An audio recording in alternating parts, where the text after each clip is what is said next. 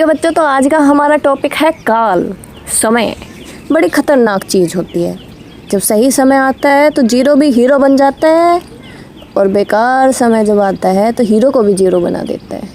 तो इसलिए समय पढ़ना बहुत ज़रूरी है। इसलिए आज का हमारा टॉपिक है काल। जब क्रिया समय का बोध कराती है तो उसे काल कहते हैं।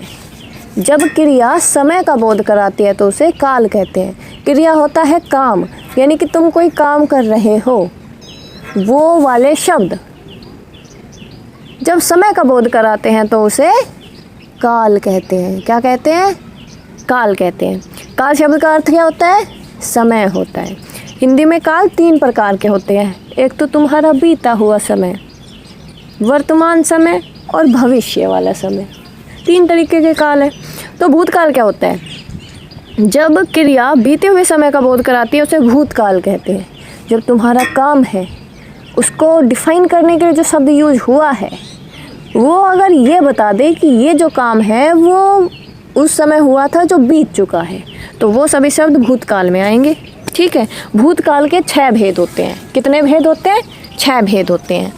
सामान्यता, आसनन, पूर्ण, अपूर्ण, संगिद्ध और हेतु हेतुमद। तो सामान्य भूतकाल से हम शुरू करते हैं। ठीक है भाई। जब क्रिया के व्यापार की समाप्ति सामान्य रूप से बीते हुए समय का बोध कराती है, लेकिन इससे यह पता नहीं चलता कि क्रिया अभी हुई है या कुछ देर पहले हुई है, उसे सामान्य भूतकाल कहते हैं।